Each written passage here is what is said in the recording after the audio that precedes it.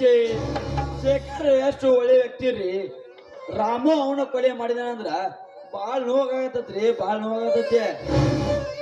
ತನ್ನ ಅತ್ತಿಗೆ ತಮ್ಮನ ಕೊಲೆ ಮಾಡ್ಯಾನಂದ್ರ ಅವನ ಮನಸ್ಸು ಎಷ್ಟು ಕ್ರೂರಾಗಿರ್ಬೇಕ್ರಿ, ಕ್ರೂರಾಗಿರ್ಬೇಕ. ಅಗ್ಗೋ ಅವನ ಯಾರು ನಂಬೋದು, ಯಾರು ಬಿಡೋದು? ಜೊತೆಗಿದ್ದಾರ ದುಶ್ಮನಕ್ಕರಿ ಕಾಲ್ದಾಗ. ಜಗಪ್ಪ, ನಾಲ್ಗೆ ಮೇಗೆ ಹಿಡ್ದವಿಲ್ಲಿ. ನಾವು ಕೊಲೆ ಮಾಡೋದಕ್ಕೆ ಸಾಧ್ಯನೇ ಇಲ್ಲ. ನಾನು ಹಂಗ ತಿಂದೀನ್ರಿ ಅಮ್ಮವ್ರ. ಒಂದ ಓಡಿ ಹೋಗ ಸಿಕ್ಕಾನಂತ್ರಿ ಆ ರಾಮು. ರಡ್ಡನಾಗಿ ಕುಳಿದಕ್ಕೆ ಸಿಕ್ಕಾನಂತ್ರಿ ರಾಮು. ಇಲ್ಲ ಜಗಪ್ಪ, ಇದರಲ್ಲಿ ಏನೋ ಮೋಸವಿದೆ. ಆದ್ರೆ ಆ ರಾಮು ಪೊಲೀಸ್ ಆಗ್ಬೇಕು ಅಂತ ಹಗಲು ರಾತ್ರಿ ಕನಸ್ಕೊಂಡವನು. ಅವನು ಕೊಲೆ ಮಾಡ್ತಾನೆ. ಇಲ್ಲ, ಸಾಧ್ಯವೇ ಇಲ್ಲ. ಕೆಲವು ಸಾರಿ ನಮ್ ಕಣ್ಣುಗಳೇ ನಮ್ ಮೋಸ ಮಾಡ್ತಾವ್ರಿ ಅಮ್ಮವ್ರ. ಅದು ಹಾಲು ಅಂತ ಮುಟ್ಟಿದಾಗ ಗೊತ್ತಾಗೋದ್ರಿ ಅದು ಹಾಲಾಲ ಅಂತ. ಪಾಪ ಶೇಖರ್ ಎಷ್ಟು ಚೆನ್ನಾಗಿ ಮನೆ ತುಂಬಾ ಓಡಾಡ್ಕೊಂಡು ಇರ್ತಿದ್ರಿ. ಈಗ ಅವನು ಇಲ್ಲ ಅಂದ್ರ ಮನೆ ಎಲ್ಲ ಖಾಲಿ ಖಾಲಿ ರೀ, ಖಾಲಿ ಖಾಲಿ ರೀ. ವಿಧಿ ಯಾರನ್ನ ಯಾವ ಬೇಕಾದ್ರೂ ತಗೋತದ್ರಿ. ನಿಜವಾಗ್ಲು ರಾಮು ಕೊಲೆ ಮಾಡಿದ್ದಾನೆ ಅಂತೀಯ? ಇನ್ನು ಏನ್ರಿ ಅನುಮಾನ್ರಿ ಅಮ್ಮವ್ರ? ಕೊಂದು ಓಡಿ ಹೋಗ ಸಿಕ್ಕಣಂತ್ರಿ ಆ ಬದ್ಮಾಸ. ಇವ್ರಿಗೆಲ್ಲ ಮನುಷ್ಯರ ಜೀವನ ಬೆಲೆನ ಗೊತ್ತಿಲ್ರಿ.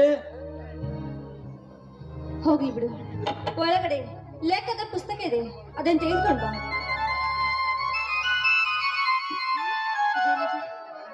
ರಾಮು ಕೊಲೆ ಮಾಡಿರಲಿಲ್ಲ ಅಂದ್ರೆ ಇವರಿಬ್ರು ನನ್ನ ಪ್ರೀತಿಯ ಸಲುವಾಗಿ ಕೊಲೆ ಮಾಡಿದರೆ, ನಾನು ರಾಮನ ಪ್ರೀತಿ ಮಾಡದೆ ಹೋಗಿದ್ರೆ ಖಂಡಿತವಾಗ್ಲೂ ಶೇಖರ ಬದುಕುಳಿತಿದ್ದ. ಯಾಕೆ ರಾಮು, ಯಾಕೆ ಈ ರೀತಿ ಮಾಡಿದೆ ನನಗೊಂದು ತಿಳಿತಾ ಇಲ್ಲ. ನಾನು ನಿನ್ನ ಬಗ್ಗೆ ಎಷ್ಟು ಕನಸು ಕಾಣ್ತಾ ಇದ್ದೆ, ಆ ಕನಸೆಲ್ಲ ನುಚ್ಚು ನೂರು ಮಾಡ್ಬಿಟ್ಟಿಲ್ಲ ನೀನು. ಕಂಡಿದ್ದು ಸುಳ್ಳಾಗಬಹುದು, ಕೇಳಿದ್ದು ಸುಳ್ಳಾಗಬಹುದು, ನಿಧಾನಿಸಿ ಯೋಚಿಸಿದಾಗ ಸಣ್ಣಾಗಿದ್ದಾಗ ಸಾಲ ಹೇಳ್ಕೊಡ್ತಿದ್ರು. ಹಾವ ಮುಗಿಸಿ ಕತ್ತಿ ಹಂಗಾಗೈತ್ರಿ. ಆತರದೊಳಗ ಯಾವ ತೀರ್ಮಾನಕ್ಕೂ ಬರ್ಬಾರ್ದ್ರಿ ಅಮ್ಮ. ಯಾಕಂದ್ರ ನೀವು ರಾಮು ತೋಟದಲ್ಲಿ ಮಾತಾಡ್ಕೊಂಡ ನಾನು ಪಟೇಲ್ರು ಕೇಳಿಸ್ಕೊಂಡೇವಿ. ಆದ್ರ ದುರ್ದೈವ ಏನ್ ಮಾಡುದು, ಹಣೆ ಬರ ಹಿಂಗಾಗಿ ಹೋಯ್ತ್ರಿ. ನಾನು ಪ್ರೀತಿ ಮಾಡ್ತಿರೋ ವಿಷಯ ಅಪ್ಪಾಜಿ ಅವ್ರಿಗೆ ಗೊತ್ತಿತ್ತೆ. ಅವ್ರಿಗೆ ಗೊತ್ತಿದ್ರೆ ಅವರೇ ಕೇಳಿಲ್ಲ. ಯವ್ವಾ, ನೀವಾಗಲೇ ಬಂದು ಹೇಳಿ ಅಂತೇಳಿ ಪಾಪ ಅವರು ಸುಮ್ಮಿದ್ರ. ಆದ್ರೆ ಏನ್ ಮಾಡುದು, ಅಷ್ಟ್ರೊಳಗ ಇಷ್ಟೆಲ್ಲ ಹಕ್ಕಿಕತ್ತಿ ಆತ. ಆದ್ರೆ ಈಗ ನಾನು ಹೇಗೆ ಹೇಳ್ಬೇಕು? ನಾನು ಅವನು ಪ್ರೀತಿ ಮಾಡ್ತಿದ್ದೆ ಅಂತ ಹೇಳಿದ್ರೆ ಅವನೀಗ ಕೊಲೆಗಾರ. ಹಾಲಿನಲ್ಲಿ ಹುಳಿ ಹಿಂಡಿದಂತಾಯ್ತು ನನ್ನ ಜೀವನ. ದುಡಿಕೆ ಯಾವ ತೀರ್ಮಾನಕ್ಕೂ ಬರ್ಬೇಡ್ರಿ. ಕೆಲವೊಂದ್ಸರಿ ನಮ್ಮ ಆತುರದೊಳಗ ಕಣ್ಣು ಮುಂದೆ ಹಗ್ಗ ಹಾವಿನಂಗ್ ಕಾಣ್ತೈತಿ. ಸಮಾಜದಿಂದ ವಿಚಾರಿಸಿ ಮಾಡಿದಾಗ ಹೆಪ್ಪ ಅವನಂಗ್ ಕಂಡಿದ್ದು ದಾರದಾಗ ಗೋಚರಿಸ್ತೈತಿ. ಯಾವತ್ತು ಮನುಷ್ಯಾಗ ತಾಳ್ಮೆ ಇರ್ಬೇಕು. ವಿಮರ್ಶೆ ಮಾಡಿ ನೋಡಿದಾಗನ ಸತ್ಯ ಏನೋ ತಿಳಿತೈತ್ರಿ ಮರ, ಸತ್ಯ ಏನೋ ತಿಳಿತೈತಿ. ಆದ್ರೆ ಸಾಕ್ಷಿ ಸಮೇತ ಅರೆಸ್ಟ್ ಆಗಿದ್ದಾನಲ್ಲ, ಈಗ ಏನ್ ಮಾಡೋದು? ಅಮ್ಮವ್ರ, ನಮ್ಮ ಸಂವಿಧಾನ ಬಹಳ ವಿಚಿತ್ರ ಐತ್ರಿ. ತಪ್ಪು ಮಾಡಿದ ಅಮಾಯಕರು ಇವತ್ತು ಜೈಲೊಳಗಿದ್ರ, ತಪ್ಪು ಮಾಡಲಾರ್ದ ತಪ್ಪು ಮಾಡಿದ ಎಷ್ಟೋ ದುಷ್ಟರು ಇವತ್ತು ನಮ್ಮ ಕಣ್ಣು ಮುಂದೆ ಅದಾರ. ನಮ್ಮ ಭಾರತ ಸಂವಿಧಾನ ಹೆಂಗೈತಂದ್ರ ಮಾನವತೆಗೆ ಬೆಲೆ ಇಲ್ರಿ, ಸಾಕ್ಷಿಗೆ ಬೆಲೆ ಐತಿ, ಸಾಕ್ಷಿಗೆ. ಅದಕ್ಕ ಬೆಳಿಗ್ಗೆ ಎದ್ದು ಕುಳೇನ ಕೋರ್ಟ್ನ್ಯಾಗ 1000 ಮಂದಿ ನಿಂದಿರ್ತಾರೆ ಸುಳ್ಳು ಸಾಕ್ಷಿ ಹೇಳಕ.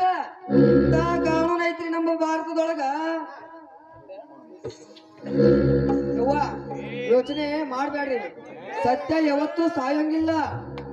ತಡ ಆದ್ರೂ ಸತ್ಯಕ್ಕೆ ಜಯ ಸಿಕ್ಕೇ ಸಿಗ್ತದ. ಅದರಿಂದ ವಿಚಾರ ಮಾಡಿದಾಗ ಸತ್ಯ ನಮಗ್ ಗೊತ್ತಾಗಿ ಆಕತ್ರಿ.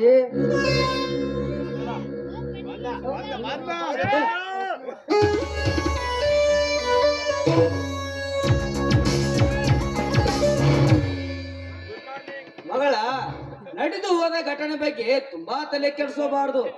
ಅರಿಯದೆ ಕೆಲವು ತಪ್ಪುಗಳು ಆಗಿರ್ತವೆ, ಅದನ್ನು ಸರಿಪಡಿಸಲು ಹೋಗುವುದೇ ಜೀವನ.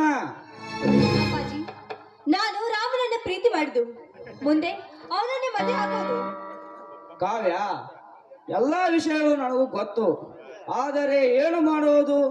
ನೀನು ಪ್ರೀತಿ ಮಾಡಿದ್ದು ಒಬ್ಬ ಕೊಲೆಗಾರನನ್ನ.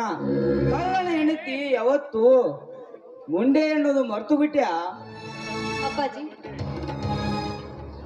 ನನಗೆ ನಂಬಿಕೆ ಇದೆ, ರಾಮು ಕೊಲೆ ಮಾಡಿಲ್ಲ ಅಂತ. ಕಾವ್ಯ,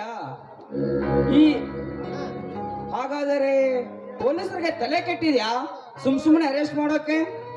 ಕಾವ್ಯ, ಎಲ್ಲ ವಿಷಯಗಳು ಗೊತ್ತಿದ್ದು ನಾನು ಸುಮ್ಮನಾಗಿದ್ದು ನಿನ್ನ ಮೇಲೆ ಇರುವ ನಂಬಿಕೆಯಿಂದ. ಆದರೆ ಅವನು ತಾನು ಪ್ರೀತಿ ಮಾಡುವ ಹುಡುಗಿ ಅಂತ ತಿಳಿಯದೆ ಶೇಖರ್ನನ್ನೇ ಕೊಲೆ ಮಾಡುವಷ್ಟು ಕ್ರೂರಿ ಕಣಮ್ಮ ಅವನು. ಹೇಗಮ್ಮ ಸಂಸಾರ ಮಾಡ್ತೀಯಾ? ಅಪ್ಪಾಜಿ, ಅದು ಕಾವ್ಯ, ಒಂದು ಸಾರಿ ಹೇಳಿ ನಿನಗೆ ಅರ್ಥ ಆಗೋದಿಲ್ಲವೇ? ನೀನು ಹೋಗು ಹೊರಗೆ. ನಾನಿಲ್ಲದ ಮಗಳು ಅಂತ ಸಲಿಗೆ ಕೊಟ್ಟರೆ ಅತ್ತಾಗಿ ನನ್ನನ್ನೇ ಕುಕ್ಕು ಅಂತಿದೆ. ಹೋಗು ಹೊರಗೆ, ಹೋಗು.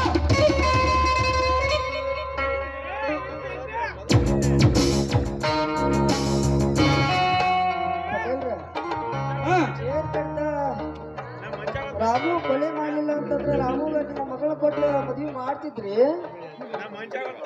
ಆಗಬಾರ್ದಂತ ತಾನೇ ಇಷ್ಟೆಲ್ಲ ಆಗಿತ್ತು. ಸುಂದರ ಹೆಣ್ಣಿಗೆ 1000 ಹೆಣ್ಣಿಗೆ 100 ಕಣ್ಣಂತೆ. ಹಾಗಂತ ಹಂಚೋಕೆ ಅದು ಧರ್ಮಶಾಸ್ತ್ರ ಸಿಗೋ ಪ್ರಸಾದ ಅನ್ಕೊಂಡಿದ್ಯಾ? ಅಂದ್ರ ಇದ್ರ ಹಿಂದೆ ಸೂತ್ರಧಾರಿ ಎಲ್ಲ ನೀವ, ಶೇಖರ್ನ ನೀವ.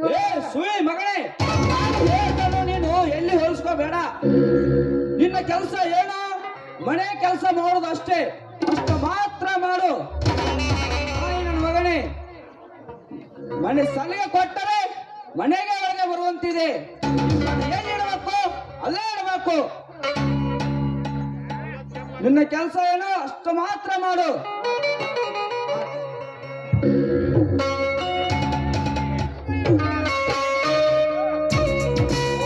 ಮಗ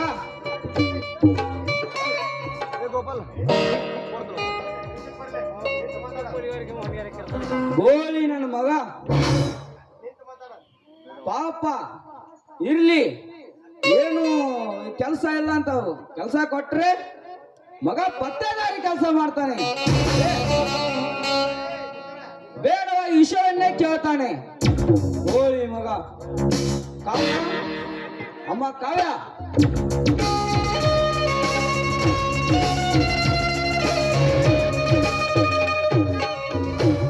ನೋಡು ಮಗಳೇ, ಒಂದು ಘಟನೆ ನಡಿಬಾರ್ದಿತ್ತು, ನಡೆದು ಹೋಯ್ತು. ಅದನ್ನೇ ಮನಸ್ಸಿನಲ್ಲಿ ಇಟ್ಟು ಕೊರಗೋದಲ್ಲಿ ಅರ್ಥವಿಲ್ಲ.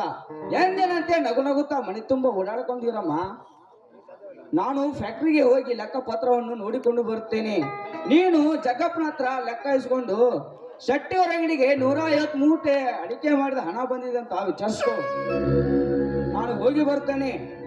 ಸರಿಯಪ್ಪ. ರಾಮು ಅಂದ್ರೆ ರಾಮು ಸಿಗುವನಲ್ಲ. ಹೇಗಾದ್ರೂ ಮಾಡಿ ಅವನೊಬ್ಬ ನಿರಪರಾಧಿ ಅಂತ ನಾನು ಪ್ರೂವ್ ಮಾಡ್ಬೇಕು. ನಿನಗಾಗಿ ಒಂದು ಜೀವ ಕಾಯ್ತಾ ಇದೆ. ರಾಮು, ಆದಷ್ಟು ಬೇಗ ಬಾ. ಜಗಪ್ಪ, ಲೆಕ್ಕದ ಪುಸ್ತಕ ತೆಗೆದುಕೊಂಡು ಬಾ.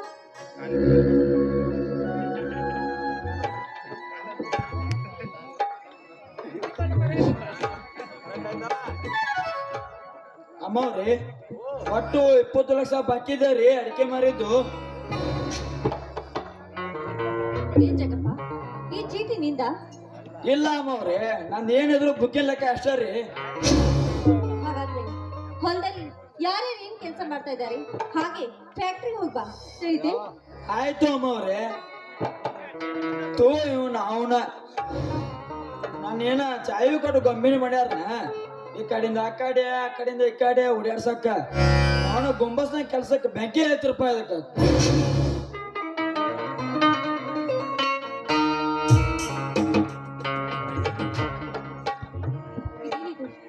ಯಾವ ನಿರಪರಾಧಿ ಅಂತ ನೀನ್ ಗೊತ್ತಾಗಬೇಕಾದ್ರೆ ಸೋಮವಾರ ಸಂಜೆ 6 ಗಂಟೆಗೆ ಗಾರ್ಡನ್ಗೆ ಬಾ ಅಂತ ಕರೆದಿದ್ದಾರಲ್ಲ, ಈ ವ್ಯಕ್ತಿ ಯಾರಿರ್ಬೋದು? ಈ ವ್ಯಕ್ತಿಗೆ ಈ ವಿಷಯ ಎಲ್ಲ ಹೇಗೆ ಗೊತ್ತಿರ್ಬೋದು? ಅವನು ಯಾರೇ ಆಗಿರ್ಲಿ, ಅವನನ್ನು ಭೇಟಿಯಾಗಿ ಈ ವಿಷಯ ಏನಂತ ನಾನು ತಿಳಿದುಕೊಳ್ಳಬೇಕು. ಮುಂದೊಂದು ದಿನ ರಾಮು ನಾನು ರಾಜ ರಾಣಿಯಂತೆ ಬದುಕಲೇಬೇಕು. ರಾಮು, ಆದಷ್ಟು ಬೇಗ ನಾನು ನಿನ್ನ ಸೇರುವೆ.